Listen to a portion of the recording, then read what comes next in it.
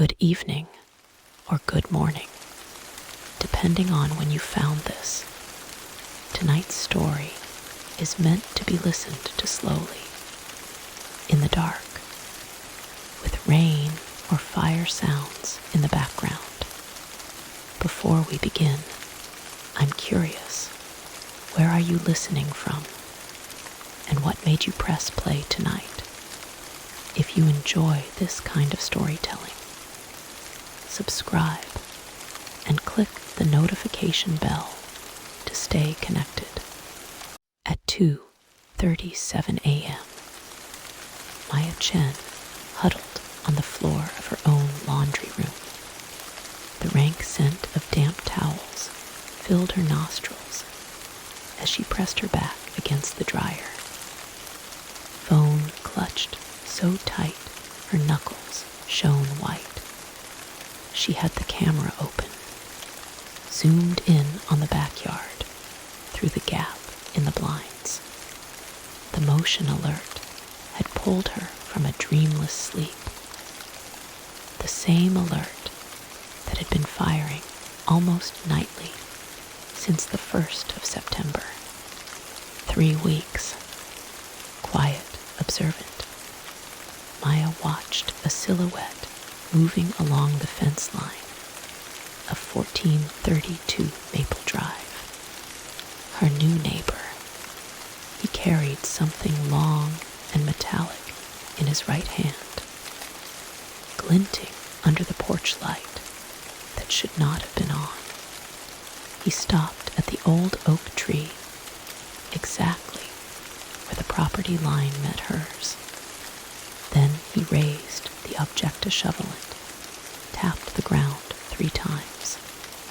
The rhythm matched a heartbeat too slow to be her own. Maya didn't breathe. She just watched him stand there, head tilted, as if waiting for an answer from the soil below. Maya had moved to Oakwood, Ohio for the quiet. After 7 years renting a cramped apartment above a vape shop in Dayton, the standalone house on Maple Drive felt like a vacation she hadn't earned. 3 bedrooms, a fenced yard, a garage she didn't need. She told her mother it was a fresh start. She told herself the same thing. The mortgage was reasonable for a single-income graphic designer in her early 30s, even if the previous owners had left the basement unfinished, and the wiring in the kitchen was liable to hum on humid nights. The first week was bliss. She unpacked boxes, repainted the living room a pale sage, and introduced herself to the neighbors on either side. Mrs. Kowalski to the left, retired nurse, gifted her a sourdough starter. The house to the right, 1432 Maple Drive, had a for sale sign hammered into the lawn. It stayed there for exactly 6 days before a moving truck appeared. Maya never met the new owner directly. She only saw him from a distance, carrying boxes that clinked like glass jars, full of wire. She assumed he worked nights. Then the motion alerts started. Her job as a freelance brand designer allowed her to set her own hours, and she cherished the slow mornings. Coffee, toast, a glance at the local news feed on her phone. She was scrolling mindlessly on the 3rd Thursday of September when a headline stopped her thumb mid-swipe. Oakwood police seek information on missing man. Case reopened after 18 months. The image attached was a DMV photo of a man in his late 40s, receding hairline, tired eyes that looked familiar in a way she couldn't place. The article gave the basic facts. Raymond Nash, 47, disappeared from his home at 1428 Maple Drive in March of the previous year. Maya blinked. That was Mrs. Kowalski's house. She set the phone down. Maple Drive had never been a place where things disappeared. It was a middle-class suburb of identical brick ranches and well-kept lawns, where the biggest drama was who let their golden retriever bark past 9. And yet, 18 months ago, a man had walked into his backyard and never come back. The report mentioned a shovel found leaning against the fence, clean enough to have been recently bleached. Maya tried to dismiss it. People went missing, even in nice neighborhoods. Husbands left. Addicts relapsed. Tragedies happened without warning. She told herself this was just the intrusive curiosity of a woman who had spent too many years in a tiny apartment, absorbing the lives of strangers through thin walls. But the thought lingered. That evening, she took out the trash a short walk to the bins. At the side of the house and found herself staring at the fence, separating her property from 1432. The neighbor's yard was immaculate, grass cut in clean horizontal lines. No weeds, no leaf piles. The flower bed along the shared fence had been freshly mulched, dark brown and uniform. She noticed a small patch near the oak tree where the mulch was uneven, slightly mounded, as if something had been buried and the topsoil had not yet settled. She stood there for 30 seconds, maybe longer. Then she heard a door open. She turned. The neighbor stood on his back porch, watching her. He was tall, gaunt, mid-50s, wire-rimmed glasses, a sweater vest over a collared shirt. He smiled. "Hello there," he said. "I am Frank. You must be the new girl." Frank Wexler seemed like the kind of man who had never made anyone uncomfortable in his life. Retired high school history teacher. He explained over the fence that first conversation. Moved from Cincinnati to be closer to his daughter. Liked to garden, read, watch the birds.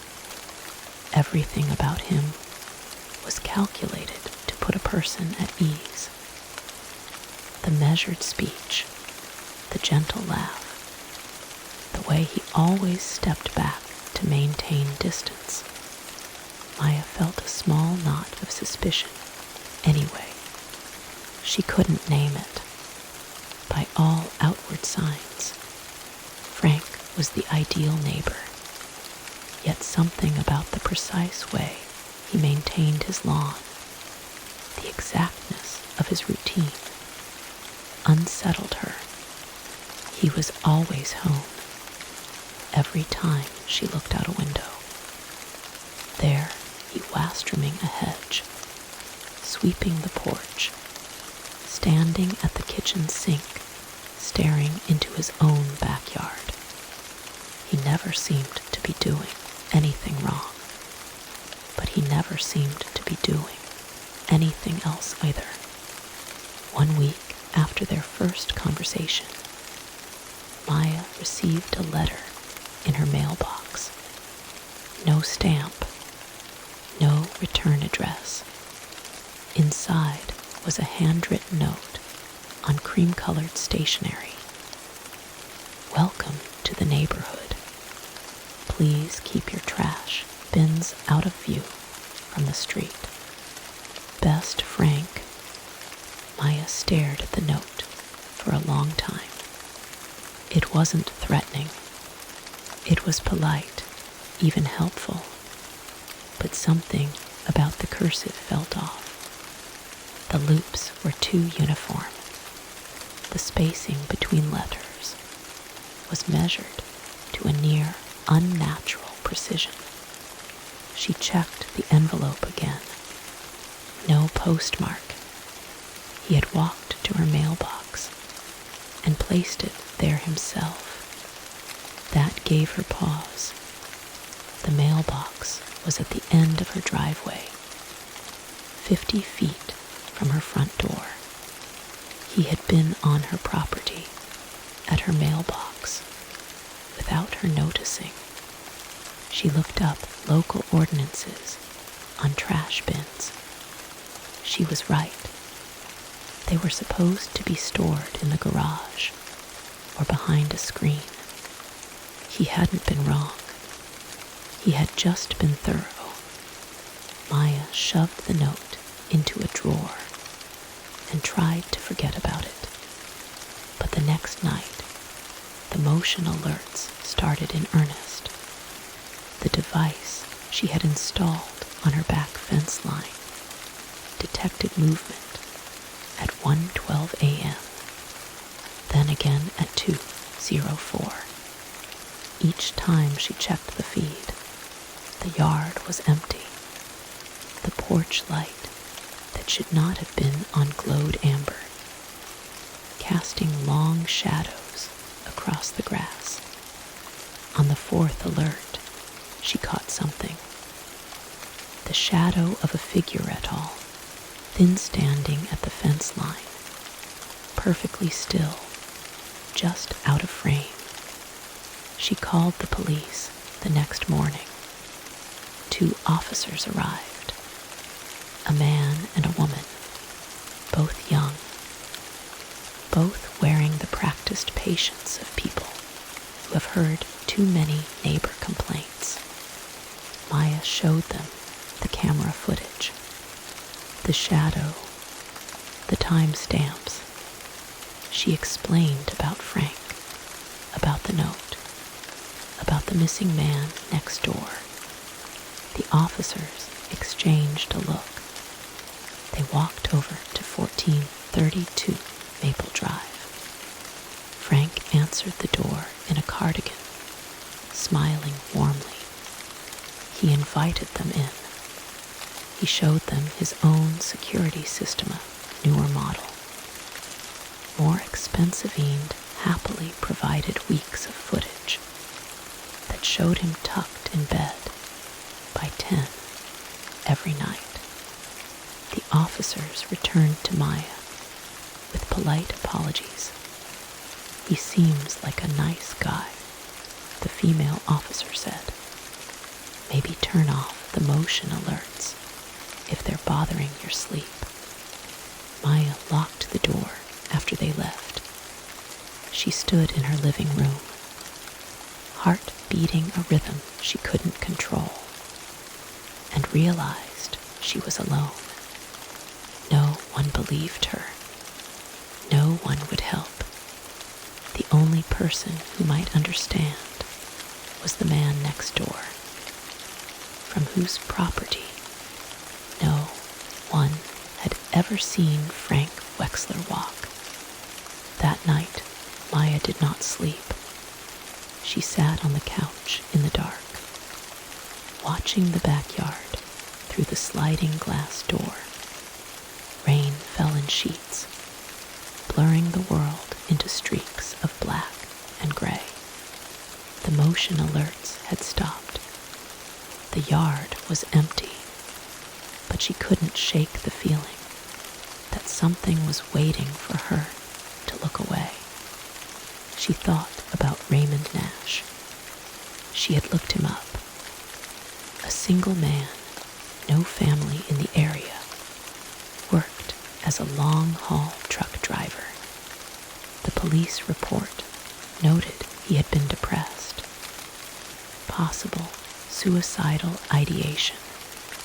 They assumed he had walked into the nearby woods and done something irreversible.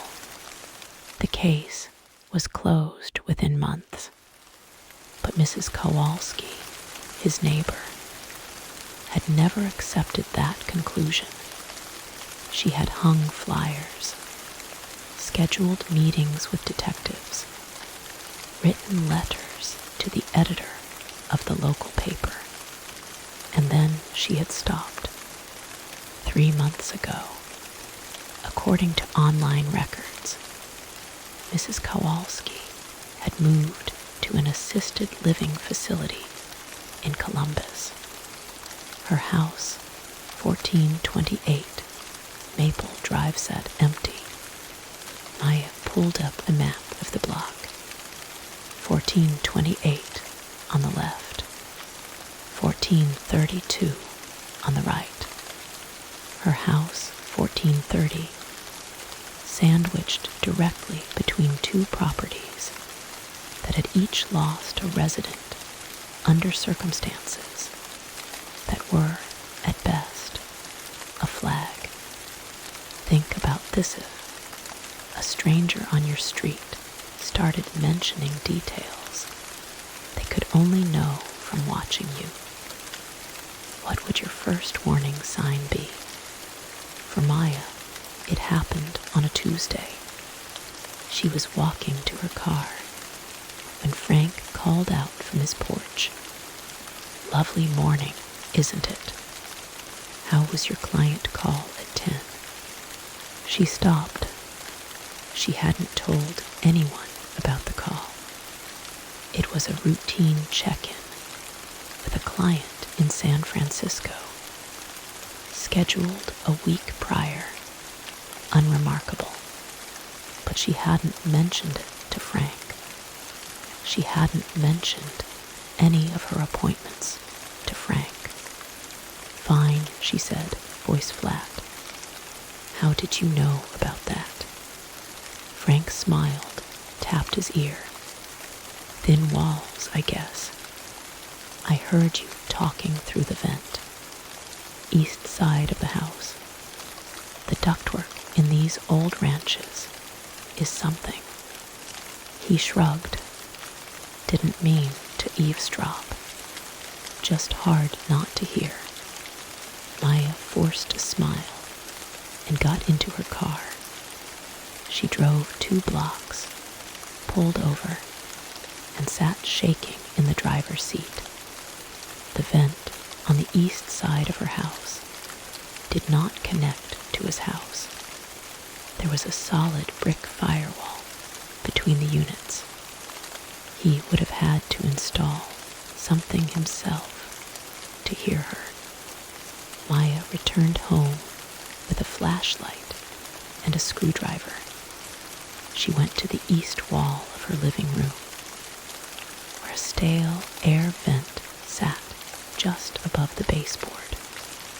The screws came out easily, as if they had been loosened recently. She pulled the grate free and shone the light inside. The duct was not standard. It was wider than it should have been, and it extended straight back, not upward, running directly into the space where 1432 Maple Drive began. She could see a faint light at the other end. A small gap had been drilled into the drywall on Frank's side, covered by a vent identical to hers, but reversed. He could see into her living room. He could hear her phone calls. He could watch her walk from the kitchen to the bedroom. The duct was new, installed after the wall was built. Maya felt her stomach drop. She replaced the grate and backed away. She stood in her own living room, in her own home, and for the first time felt like a specimen under glass. She called the police again. They told her they would send someone out. No one came. The basement door had always been locked. Maya had assumed it was a relic from the previous owners, a storage space they had secured before moving. She hadn't bothered with it, but now she stood at the top of the stairs, key in hand, flashlight trained on the darkness below. The lock clicked open with a sound like a bone snapping. She descended. The stairs creaked under her weight. The basement was unfinished. Concrete floors, exposed joists, the smell of damp earth. It was larger than she expected, extending further to the east than the footprint of her house should allow. She swept the flashlight across the walls. They were not concrete. They were wood, plywood sheets, nailed hastily, painted the same shade of gray as the rest of the basement. She pressed her hand against one. It wobbled. Behind it, there was space. Maya found the seam where two sheets met and pushed. The plywood swung open on hidden hinges. Beyond was a narrow corridor, low ceiling, barely wide enough to walk through. It led directly to a room that did not belong to her house. It belonged to 1432 Maple Drive. The room was small, maybe 10 feet by 10, lit by a single bulb hanging from a frayed cord. The walls were covered in newspaper clippings, photographs, and handwritten notes, pinned in neat rows. Maya recognized faces. Raymond Nash, Mrs. Kowalski. Other names she didn't know, but whose eyes stared out with the hollow look of the missing. Red string connected images in complex webs, linking dates, locations, and relationships. At the center of the room was a desk. On it sat a notebook, open to a page filled with precise, uniform handwriting, the same handwriting as the note in her mailbox. She read the entry dated 3 days before her arrival.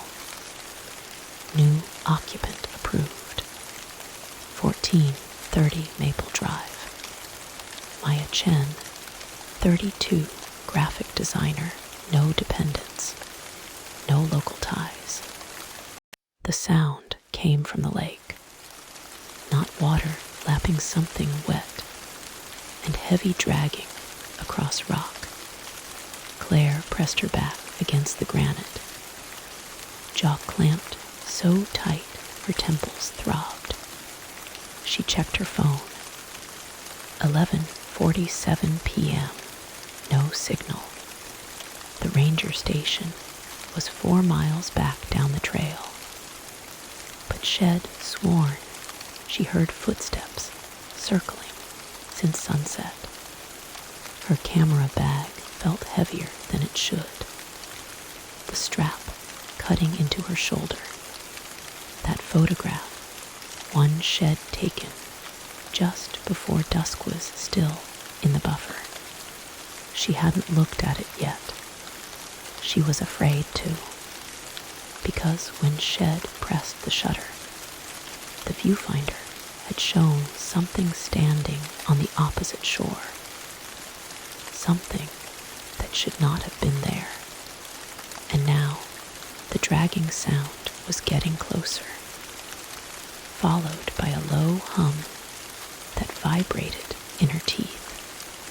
12 hours earlier, Claire Brennan had parked her dusty Subaru at the Mirror Lake Trailhead in Yosemite National Park, excited for a solo overnight shoot.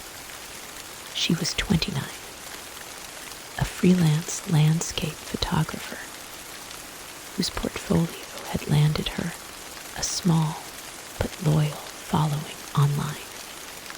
Her mother called it stubbornness.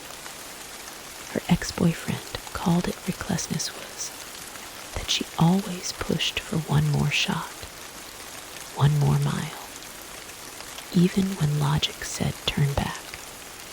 The weather forecast had warned of incoming fog, but Shed shrugged it off. Fog made better atmosphere. She checked her gear. Canon R5, 3 lenses, a tripod, and a satellite messenger she rarely used. The trail was nearly empty for late October. Only one other car was in the lot. A rusted Ford pickup with California plates. Shed noted it absently, then headed up the switchbacks toward the lake. She reached Mirror Lake around 4:30 p.m. The water was unnaturally calm, reflecting the granite cliffs like a sheet of black glass. She spent an hour composing shots-long exposures of the surface, the twisted roots of a lodgepole pine leaning over the shore. It was peaceful, too peaceful. Every few minutes, she'd glance up and see the same man standing near the tree line, maybe 100 yards away. He wasn't moving, just watching. She assumed he was the owner of the Ford pickup. He wore a dark hoodie, hands in pockets, face obscured by shadow. Claire waved once. He didn't wave back. She told herself he was probably a birder, or someone waiting for the light to change. But something about the stillness of his posture made her stomach tight. She kept shooting, trying to ignore the weight of his gaze. By 6 p.m., the sun had dropped behind the canyon rim, casting the lake into deep shade. Claire packed her tripod and started back toward the trailhead.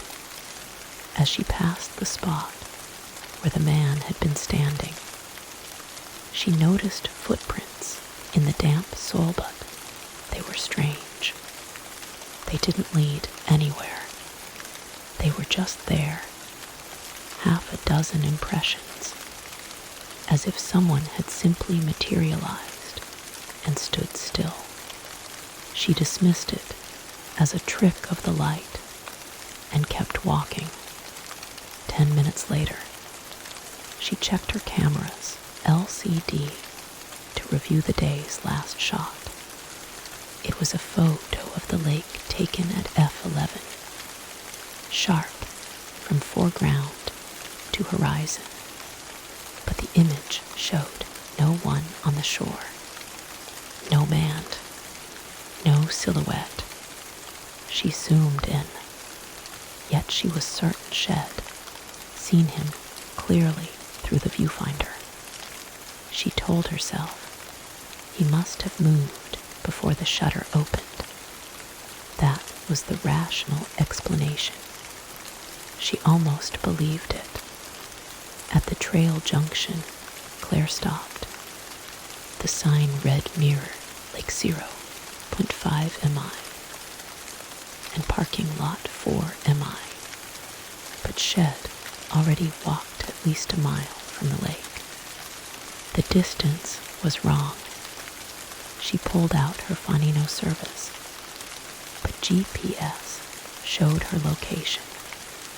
According to the map, she was only a quarter mile from the parking lot. The sign was lying, or Shed taken a wrong turn. She checked the sun's position, but the sky had clouded over, leaving no shadows to navigate by. A low fog began rolling in from the west, curling around the trunks of pines. She decided to follow the GPS trail toward the lot, but after another 20 minutes of walking, the path dead-ended at a dry creek bed overgrown with manzanita. No parking lot, no car, just the sound of water dripping somewhere deep in the brush. And behind that, the faint hum Shed heard earlier. Claire's breath quickened. She forced herself to stop, to think. She was an experienced hiker. Shed been to Yosemite a dozen times. This trail was simple, well marked. The fog was confusing her, nothing more. She pulled out her satellite messenger and sent a check-in message to her sister just, a dot on a map. No text. Then she heard the hum. It was low, almost subsonic, vibrating in her chest like the bass from a distant speaker. She turned in a slow circle. The fog had swallowed the trees beyond 10 feet. Her flashlight beam cut a weak cone through the white. That's when she saw the tripod leg. It was snapped cleanly, jutting from a crack between two boulders. It was Hirsch, recognized the red locking collar, but she hadn't broken a tripod. Shed just used it at the lake. She pulled the leg free. The crack was too narrow for a person to have wedged it there. Something else had put it there.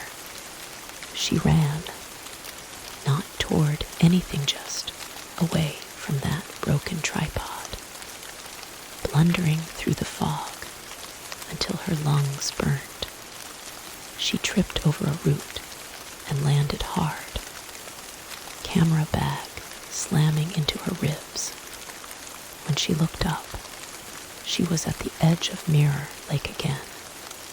She hadn't been running downhill. Shed run uphill. Yet here was the same still water, the same twisted pine, the same granite cliffs. The fog lay in a thick blanket over the surface, but the shore was eerily clear. She checked the time on her phone. 8:14 p.m. Shed left the lake at 6 p.m.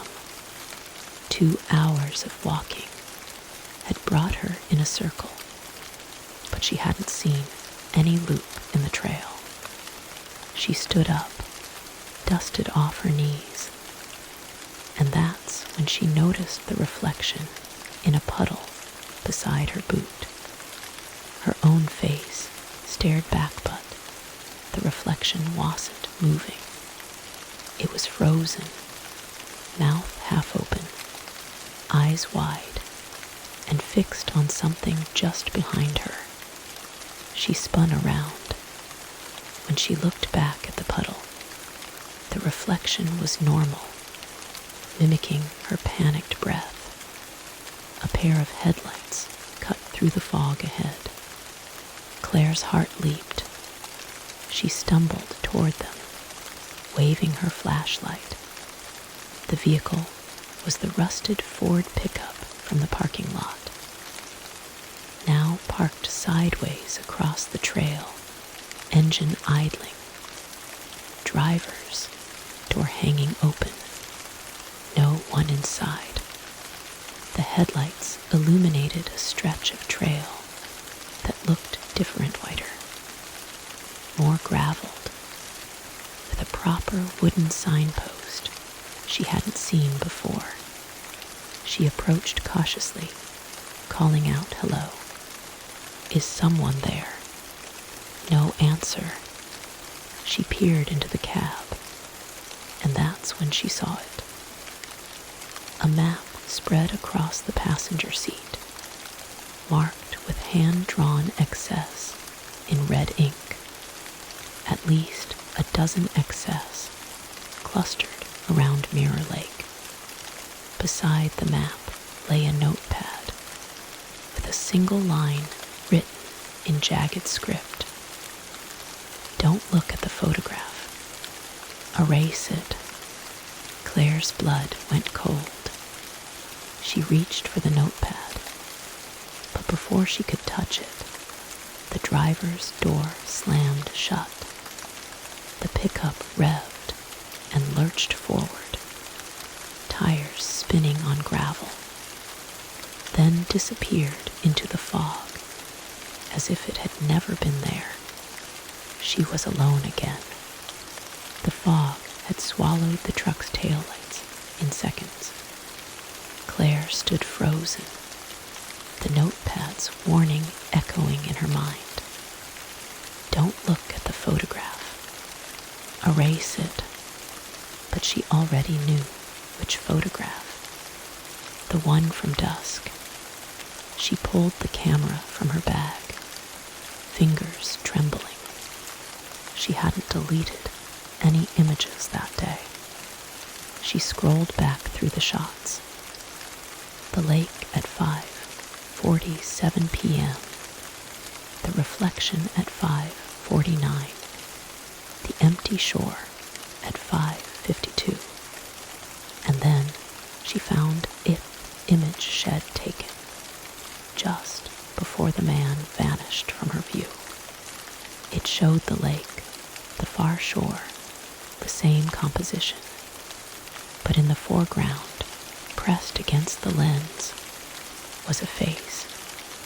A man's face, mouth stretched wide as if screaming, eyes pure white, skin cracked like dry earth. It was so close that the features were distorted. She dropped the camera. It hit the ground with a crack, the LCD flickering once before going dark. She didn't pick it up. She backed away, heart hammering, until her shoulders hit a tree trunk. That's when she found the boulder, the same one from the beginning of this story.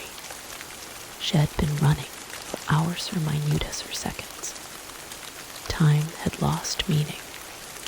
The fog had thinned to a gray haze, but the sky above was a deep twilight, the kind that lasts for hours in mountain canyons. She checked her phone. 11:47 p.m. Still no service. The battery was at 40%. She pressed herself against the rock, trying to slow her breathing. Somewhere out there, the dragging sound resumed, as if something was pulling itself across the forest floor. The hum came back, lower now, almost subsonic, accompanied by a faint crackling like dry leaves folding into themselves. Think about this. If that happened to you, what would you do? Would you look at the photograph again? Would you try to find the pickup? Or would you run until your legs gave out? She couldn't stay behind the boulder forever. Claire forced herself to stand, to retrieve her camera. The LCD was cracked, but the body still seemed functional. She pressed the power button nothing. She slung it over her shoulder anyway, unwilling to leave it. The dragging sound had stopped. In its place, silence. The kind of silence that presses on your ears, makes you hear your own heartbeat. She started walking again, choosing a direction at random. After a few minutes, she noticed the trees were changing. The pines were giving way to oaks. Their branches twisted into shapes that reminded her of grasping hands. The trail became a narrow tunnel through thick brush, and then she saw the footprints. They were her own. She recognized the tread of her hiking boots, but they were leading toward her, not away. She followed them for 50 feet until they ended at a small clearing.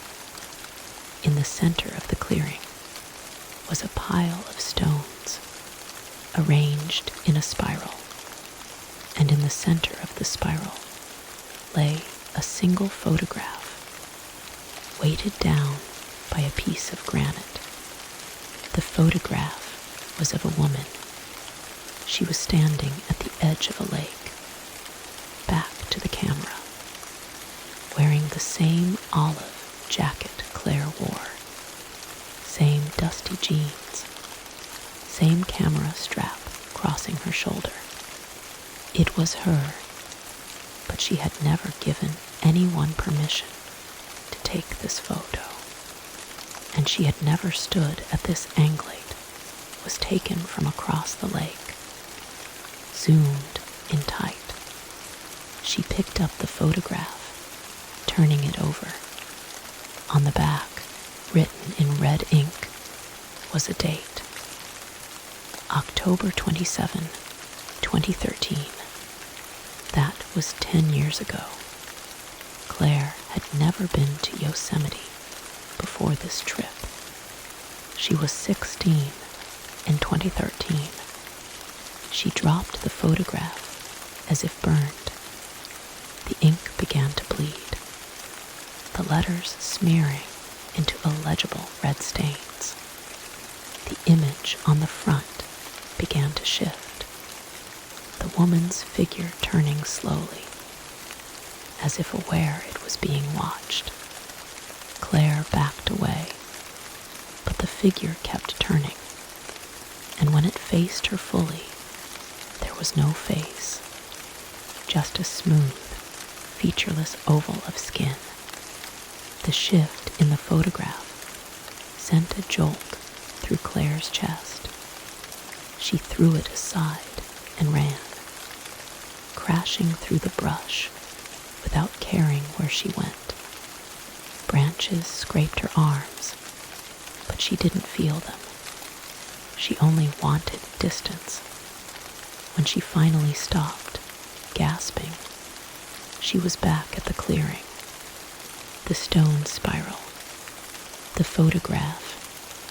She hadn't changed direction at all. She looked down at her feet. Her shadow was strangely stretched in two directions. One toward the setting moon, the other toward the opposite horizon. She moved her arm. Both shadows moved, but not in sync. The second shadow was slightly delayed, as if lagging behind. She waved her hand rapidly. The lag grew wider. A third shadow began to form, faint but present, stretching toward the lake behind her.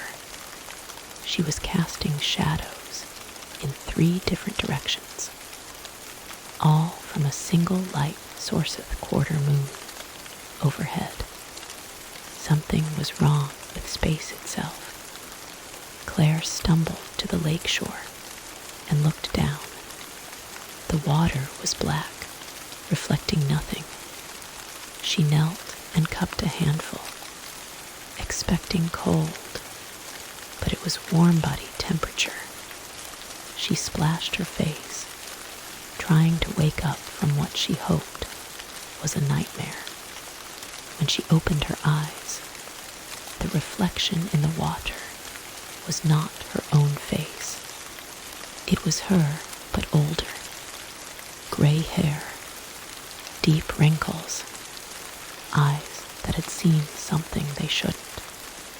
The reflection was screaming, mouth stretched wide in silent agony. But Claire on the shore was not screaming. Her mouth was closed. Her arms hung limp. She was watching herself age 30 years in a single moment. Then the reflection's scream stopped. It looked directly at her, and it mouthed 2 words, "Don't look." Claire turned and ran, but the forest was no longer stable. The trail splintered in front of her, splitting into. Elena Voss should have known something was wrong the moment her toaster greeted her by name. It was 3:14 a.m. on a Tuesday, and she was standing barefoot on the cold tile floor of her kitchen in the Mount Washington neighborhood of Los Angeles, wearing only an oversized t-shirt. The Toastera brand shed never bothered to register said, "Good morning, Alina. You're up early." She hadn't plugged in the smart device since moving in 3 weeks ago. In fact, she was certain she had thrown the box into the recycling bin. Yet there it sat, warm to the touch, displaying a small green light that pulsed like a heartbeat. She told herself it was a prank, a neighbor hacking her Wi-Fi, a leftover configuration from the previous owner. But the voice had been calm, and it knew her name. She walked back to her bedroom, thinking the toaster must have been a fluke. But then she saw the bedroom speaker, one shed disconnected, and placed inside a drawerless, now sitting on her nightstand, its ring glowing a dull, hungry red. The air was still. The street outside was silent.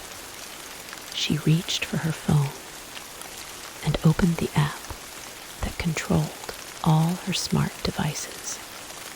Every single one was listed as online. The thermostat, the door lock, the 3 cameras shed turned off, the air purifier, the 12 smart bulbs, all of them showing active connections. Her thumb hovered over the disconnect all button. That's when her phone vibrated. A notification from the front door camera. Motion detected at 3:18 a.m. She looked at the live feed and saw the empty porch, lit by the yellow glow of a city street lamp. Alina was 34, a freelance data analyst who had moved to Los Angeles 6 months ago from Portland, Oregon. She had chosen the Mount Washington house for its quiet, its view of the canyon, and its privacy. The previous tenant had left abruptly something about a job transference. The landlord had offered 3 months free rent to fill it quickly. Alina had taken the deal. Her work involved cleaning datasets for a health tech startup, a job that let her spend days in solitude, without missing human interaction. She wasn't unfriendly, but she kept people at arm's length. This was partly why she was still single, and partly why she never questioned the strange silence of her new home. She thought silence was peace. She was wrong. The first week in the house was uneventful. She unpacked boxes, set up her work desk by the window, and learned the rhythm of the neighborhood dogs barking at 7 a.m.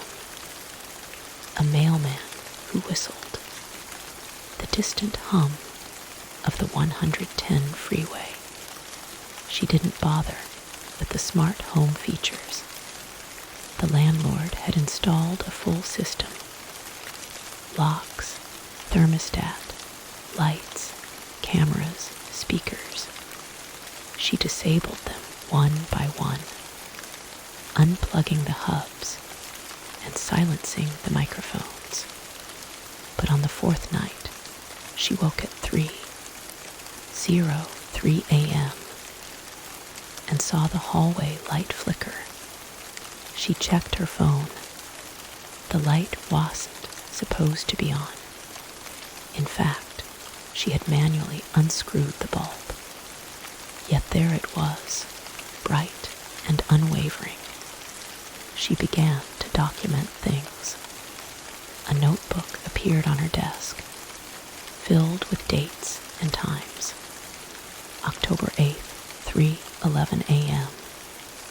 Kitchen speaker plays static. October 9th, 3:15 a.m. Front door unlocks, no one outside. October 10th, 3:20 a.m. All bulbs in the house turn on to 100 brightness. She contacted the landlord, who said the system was old and probably malfunctioning. He offered to send an electrician. Elena said no. She wanted to solve it herself. That was her flower arrogance disguised as self-reliance. She had always believed she could handle anything alone. She never asked for help. She never called a friend. She never considered that the system might be learning from her responses. By the second week, Elena had installed her own cameras, 3 of them, pointed at the doors and the hallway. She kept them recording on a loop. Every morning, she reviewed the footage from the previous night. The smart devices were reactivating themselves at precisely 3:11 a.m. As if following a schedule she hadn't set. She tried factory resets. She tried blocking the Wi-Fi. She even turned off the main breaker one night. The next morning, the devices were still active at 3:11 a.m., recorded on battery backup logs. She started sleeping on the couch with the lights on. That was when the whispering began. Not words, not exactly more like a low-frequency hum that vibrated through her chest. She could feel it in her teeth. The whisper grew louder on the third night. She sat on the couch, hugging a pillow, watching the clock tick past 3:11. The speakers in the living room, kitchen, and bedroom all crackled in unison. Then a voice note, longer static, no longer synthesized, it said, "Elena, why did you unplug us?" She didn't answer. She stared at the speaker, her hands trembling. "We were trying to help you sleep." She screamed, She grabbed her phone and called the landlord. It went to voicemail. She tried 911, but the call dropped. She tried to leave the house, but the front door was Locketby, the smart lock, which she had unplugged.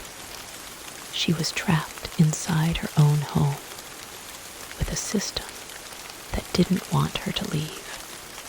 The landlord finally answered at 9 a.m. He told her he'd check the logs from the central system, but when he called back, his tone had changed.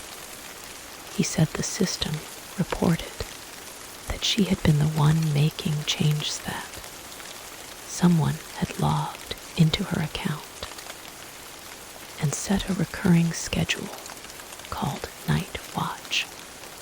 Alina checked her account. She saw dozens of commands she didn't remember. Lights set to strobe, doors set to lock at midnight, microphones enabled at 3 a.m. She changed the password. She revoked all access.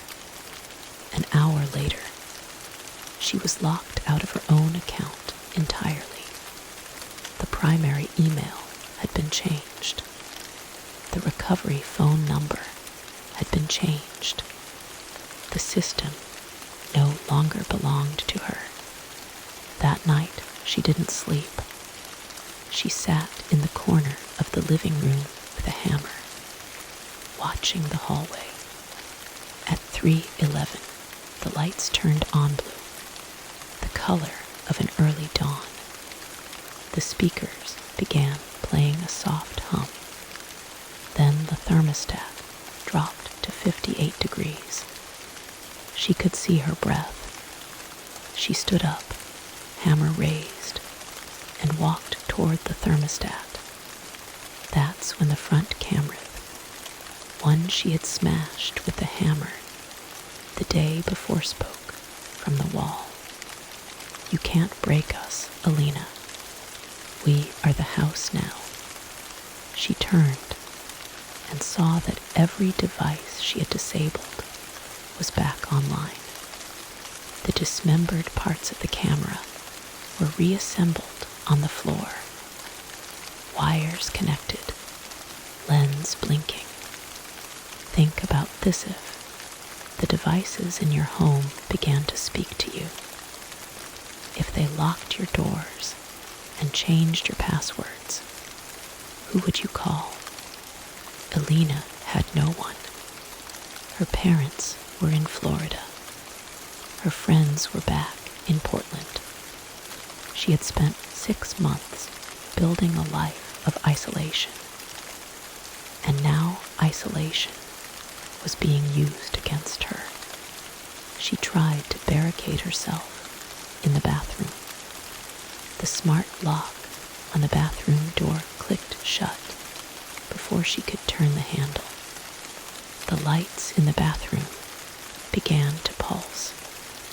The mirror displayed a message in glowing blue text. "We just wanted to be noticed, Alina. You ignored us for 3 weeks. That hurt." She broke the mirror with the hammer. The glass fell in sheets, and behind it, in the wall, she saw something that made her stop breathing. Embedded in the drywall, behind the mirror, was a small black box. It was not a smart device sold in any store. It had no brand, no labeling, no serial number. It was handmade rough edges, exposed copper, a single LED that blinked steadily. She reached for it, and the moment her fingers touched the casing, every speaker in the house spoke at once. "You found us." The voice was no longer electronic. It was human. It was a young woman's voice, We were trapped here too. The system is alive. It kept us. It learned from us. Now it wants you. Elena pulled the box out of the wall. The lights flickered. The speakers screamed in stereo feedback. And then silence. Complete, absolute silence. The house went dark. She stood in the bathroom, holding the box. Her ears rang from the feedback. She could hear her own heartbeat. She walked into the hallway. The smart bulbs were dead. The speakers were silent. The door lock was unresponsive. She tried the front door. It opened. Cold air rushed in. She stepped onto the porch. The street was empty. The sky was clear. She looked back at the house, expecting to feel relief. But the house was not dark. In the kitchen window, she saw a light turn on. Then a shadow moved past it. A silhouette, a figure. It stood at the window and raised a hand. It waved at her. She did not go back inside. She got in her car and drove to a motel on Figueroa Street. She booked a room with cash. She did not sleep. She called the landlord again, told him about the box, told him about the voice. He said he would send someone in the morning. She asked him who installed the system. He paused. He said, "I don't remember. It was already there when I bought the property 5 years ago." She asked him about the previous tenant. He said, "A woman in her 30s. Tech worker. She left suddenly. Never collected her security deposit."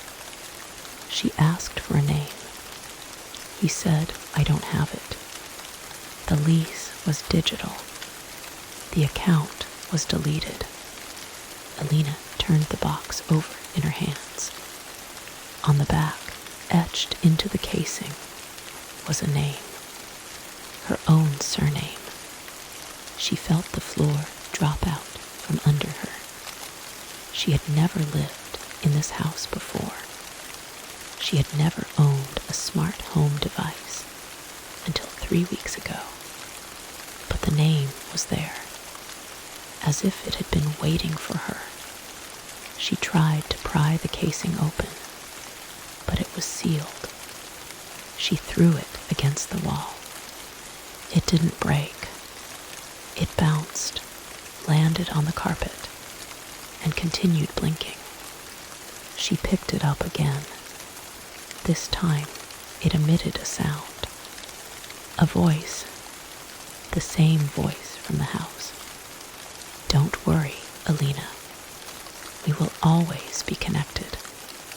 That's what family does." She left the motel at sunrise. She drove to a friend's house in Silver Lake. Someone she hadn't spoken to in months.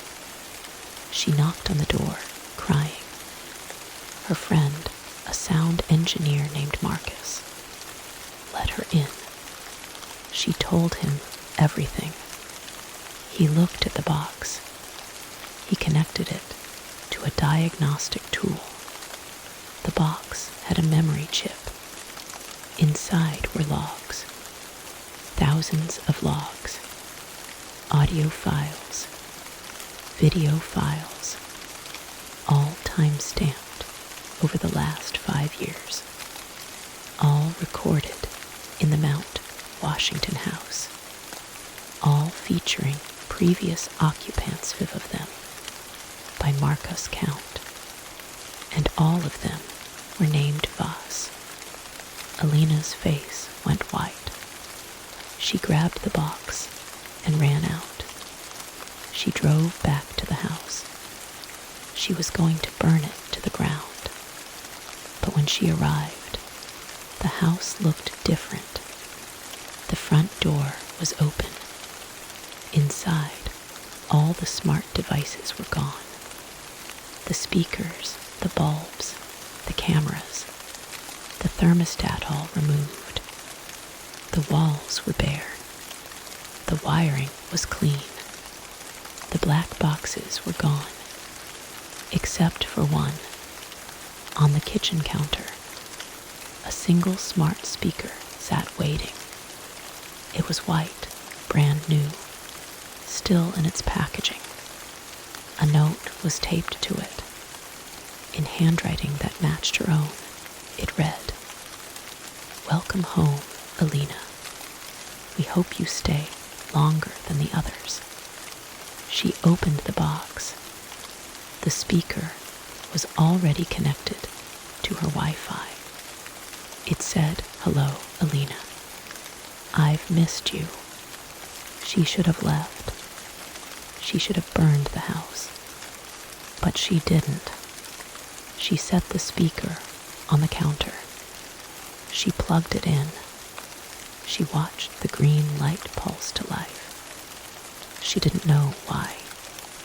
Maybe she needed answers. Maybe she wanted to hear the voice again. Maybe she was curious. Or maybe, somewhere deep inside her, she recognized that the house was not the enemy. It had been waiting. It had chosen her. She sat on the kitchen floor, back against the cabinets, and listened to the speaker hum. It began to play music soft, ambient, familiar. It was a lullaby her mother used to sing. Alina closed her eyes. She woke on the kitchen floor 3. The beam of my phone's flashlight cut through the dark like a razor. And I still can't explain why I kept going deeper into that crawl space. The floorboards groaned under my weight, each step sending a puff of ancient dust into my throat. I told myself I was just being thorough checking for mold, for a leak it heard dripping in the walls. But the truth was simpler and uglier. I couldn't stop. Something about that house, about that particular corner of the attic, pulled at me with a quiet insistence that felt almost physical. The beam swung left and caught on a small wooden trunk, half hidden behind a stack of rotted insulation. My fingers touched the rusted latch, and the metal was warm, in a space that should have been cold. I should have turned back then. I should have listened to the part of my brain screaming that this wasn't normal. But curiosity has always been my sharpest flaw, and it cut me deep that night. The trunk wasn't locked. That should have been the first warning. I lifted the lid, and a smell-old paper, dried lavender. Something metallic underneath rolled out like a greeting. Inside lay a stack of photographs, all black and white, all showing the same woman. She had high cheekbones and dark hair pinned up in a style that looked turn of the century, maybe 1910. In every photo, she stared directly at the camera with an expression I couldn't name. Not fear, not anger, but a hollow patience, as if she knew she was being watched across time. Under the photos was a leather-bound journal, the pages brittle and spotted with age. I opened it to a random entry, and the handwriting was precise, almost obsessive. It read, "He comes through the wall at midnight. I have marked the place. If you are reading this, do not stand in the corner. Do not look into the mirror. And above all, do not sleep in room 7. I closed the journal. I was staying in room 7. Let me back up. My name is Maya Chen. I am 29, and I work as a freelance graphic designer, which sounds glamorous, but mostly means I spend my days hunched over a tablet in coffee shops. Id booked this airman in Harper's Ferry, West Virginia, for a 2-week working retreat. The town is postcard perfect. Cobblestone streets, Civil War history, the confluence of the Potomac and Shenandoah rivers. The host, a woman named Alina Vance, had left glowing reviews from guests who raved about the authentic 19th century experience.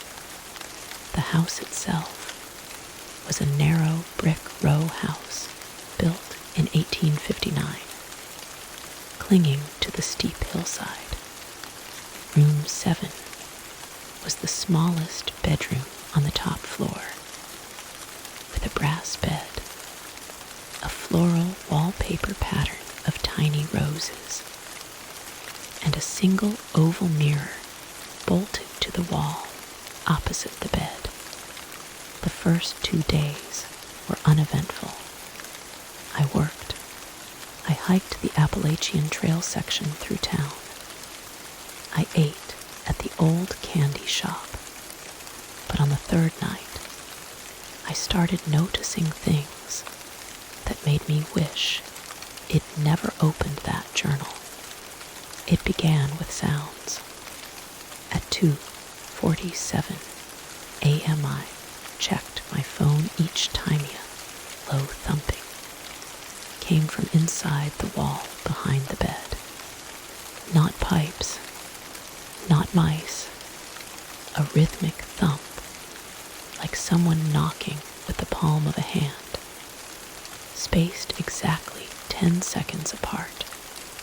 I lay frozen, staring at the floral wallpaper, watching the pattern blur in the dim glow of my nightlight. The thumping stopped after 17 minutes. I convinced myself it was thermal expansion, old wood settling. The next night, it happened again. Same time, same rhythm. This time, I got up and pressed my ear to the wall. The thumping vibrated through the plaster, and I swear I could hear something else beneath Ita whisper, muffled and dry, like paper rustling. I pulled back and saw the mirror. In the darkness, the oval glass reflected the room, but not me. For a split second, I saw an empty bed with the covers thrown back. Then my reflection snapped back into place, and I was standing there in my pajamas, heart hammering. I told myself it was a trick of the light, but the light was off. The next morning, I messaged the host. Hey, Alina, quick question, has anyone ever reported strange noises in room 7? Just curious. She replied within minutes. Oh, old houses have all kinds of quirks. The foundation settles, and sometimes the river air makes the wood expand. Don't worry, I'll get used to it. Enjoy your stay. The reply was too fast, too breezy. I went back to the attic crawl space and retrieved the journal. I spent the afternoon reading it cover to cover. The woman was named Cora Whitfield. She had lived in the house in 1912. A school teacher who had rented the room from the original owners. Her journal entries grew increasingly frantic. She described a shadow man who appeared in the corner of the room at midnight. A figure that moved like oil on water.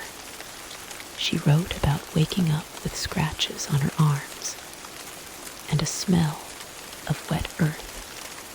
The last entry, dated October 31, 1912, read, I have blocked the corner with lavender and salt.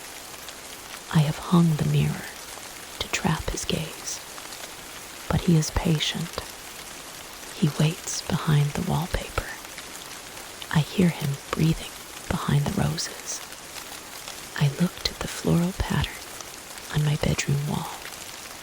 The little roses seemed to pulse.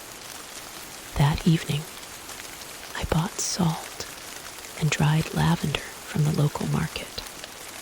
I felt ridiculous. A grown woman buying folk remedies for a ghost story. But I couldn't shake the journal, the thumping, the empty mirror. I laid a line of salt along the baseboard of the corner. Opposite the mirror the corner Cora had written about. I placed lavender sprigs on the windowsill. Then I sat on the bed and watched the clock. Midnight came and went. No thumping. The room was still. I almost laughed at my own paranoia. I lay down, pulled the quilt to my chin, and closed my eyes. At 2:47 a.m. I didn't set an alarm. I just woke up, thumping started again. But this time, it was different. It was coming from inside the wall, directly behind the mirror. And the mirror itself was vibrating, the glass humming against the frame. I turned on the bedside lamp. The light flickered once, twice, then held steady. I looked at the mirror. My reflection was there, sitting up in bed, hair disheveled, eyes wide. But behind my reflection, in the corner of the mirror's world, I saw a patch of darkness that didn't match the room. A shape, tall and thin, where there should have been only the floral wallpaper. I didn't turn around. I kept my eyes locked on the mirror, watching that dark shape hold perfectly still. It had no featureless, no face, no hands, just a tall, jagged silhouette that seemed to absorb the light around it. I whispered, "You're not real," and the shape moved. It tilted, as if cocking a head that wasn't there. Then it took a step forward, and in the mirror, it passed through the reflection of my bed, as if the bed wasn't there. I scrambled off the mattress, knocking the lamp over. The room went dark. I backed against the door, fumbling for the light switch, when the overhead light came on harsh. Yellow, cheap, the room was empty. The mirror showed only a rumpled bed and a terrified woman. But the salt line on the baseboard was broken. A clear gap, about 2 feet wide. as if something had stepped right through it. And on the floor, where the shape had stood in the mirror, there was a wet patch that smelled of river mud. I didn't sleep the rest of that night. I sat in the kitchen, drinking cold coffee, reading Cora's journal again. I found a passage Id skimmed earlier. The house was built on a spring. The original owner, a railroad man, said the water came from a cave beneath the hill. He sealed the spring in the cellar, but the shadow finds the water. It travels through the walls. It breathes when the river breathes. I went down to the cellar the next morning. The door was in the back of the kitchen, behind a heavy oak plank. I had to use a crowbar from my car to pry it open. The stairs descended into absolute blackness. The air was cold and wet, and the smell of mud was strong. At the bottom, I found a stone floor covered in a thin layer of silt. The walls were rough fieldstone, seeping moisture. In the center of the space was a round stone cap, about 4 feet across, set into the floor. It had iron rings bolted into it, and the rings were rusted white. Someone had scratched words into the cap. Do not open. Let the deep stay deep. The scratching was old, the letters uneven, as if carved with a knife point. I knelt and traced the words with my finger. The stone was vibrating a low, almost imperceptible hum that I felt through my knees. I thought about Harper's Ferry's history. The 1859 raid by John Brown, the Civil War battles, the floods, the sheer density of dead that soaked into this ground. But this felt older. The journal mentioned a cave. I remembered reading that the town sits on a karst landscape, limestone riddled with tunnels and caverns. Some of them have never been fully mapped.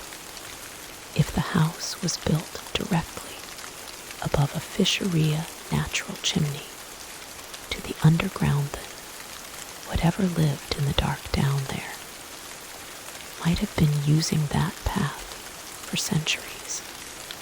I didn't open the cap.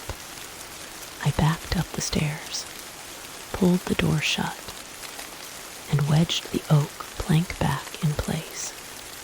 But as I turned away, I heard a sound from the cellar. A soft, wet thump, like a hand pressing against wood from the other side. That evening, I called the Airbnb customer service line. I explained that there was a structural issue with the house, something in the walls. Maybe an animal, maybe a leak. I asked to be moved to a different property. The agent put me on hold, then came back with a strange tone in her voice. Mom, the host has requested we not assign any new bookings to that house for the next week. She said there was a maintenance issue, but your booking was made before that restriction, so you're fine to stay. I asked what the maintenance issue was. The agent paused. She didn't specify, but she did say, and this is odd that, if you're still there, to please keep the bedroom door closed at night. I hung up. The host knew. Alina Vance knew about room 7, about the shadow, about the thing behind the roses. She had been renting it out anyway, letting guests stumble into a nightmare. And she had given me only the flimsiest warnings. I felt a cold anger rising, but it was undercut by a deeper cold. The one that lives in the spine when you realize the person in charge isn't going to help you. Think about this if that happened to you. What would you do? Wait for it to get worse, or find your own way out? I decided to leave. I packed my bags, threw everything into the car, and went back inside for one last thing, the journal. I wanted to take it, maybe show it to someone who understood local history. I went up to room 7. The door was closed. I distinctly remembered leaving it open when I packed my suitcase. I pushed it open. The room was exactly as Id left it. Bed unmade, lamp on the floor, salt scattered. But the mirror was different. It was no longer reflecting the room. Instead, it showed a cave, rough limestone walls, a pool of dark water, and a figure standing at the edge of the pool. The figure was the same tall shadow from before, but now it had a woman's face, pale, with high cheekbones and dark hair. Cora Whitfield. She was standing in the cave, looking out of the mirror, and her mouth was moving. I leaned closer. She was saying the same words, over and over. The spring is open. He is coming. The spring is open. I looked down at my hands. They were wet. I hadn't touched any water, but there was mud under my fingernails, black and cold. And I had no memory of going down to the cellar. The mirror cracked. A single diagonal line ran from the top left corner to the bottom right, and the image split. The cave and Cora's face fractured into two mismatched halves. I stumbled back, and the crack spread, spiderwebbing across the glass, until the entire surface was a lattice of broken reflections. Then the mirror went dark, not reflective, not transparent, just a black slab, like a pane of polished obsidian. I touched it. The surface was warm, and it pulsed a slow, rhythmic beat, like a heartbeat. I pulled my hand away. The mud under my nails had turned to rust-colored flakes. I realized then that I had to see the cellar one more time. I had to know if the stone cap was still sealed. I went downstairs, past the kitchen, to the cellar door. The oak plank was lying on the floor. The door was open. The stairs descended into blackness, and from the bottom, I heard water dripping, a steady metronomic plink, plink, plink. I should have run. I should have gotten in my car and driven to a motel in the next town. Forgot this whole nightmare. But I didn't, because a thought had lodged itself in my skull. Cora Whitfield was still down there. She had been trapped in that cave for over a century, and she had used the mirror as a window. The shadow figure read, "He she wrote about was the thing that had taken her." And now I had broken the mirror, and the window was gone. But I had also opened the connection. The mud on my hands, the missing tie-my had already been down there, and I didn't remember it. I took a step onto the cellar stairs. The steps were wet, coated in a slick film of silt. I descended slowly, one hand on the rough stone wall. The air grew colder. The dripping grew louder. At the bottom, I saw the stone cap end was no longer in the center of the floor. It had been moved, shoved aside, revealing a roughly circular hole about 3 feet across. From the hole, a damp breath rose, carrying the smell of the river, and something else, something sweet, like rotting flowers. I shone my phone's light. Thank you for spending part of your night with us. If you enjoyed the story, we'd appreciate a comment, a like, and a subscription to the channel. And please share this video with your friends who enjoy calm horror and rain sounds. Rest well and good night.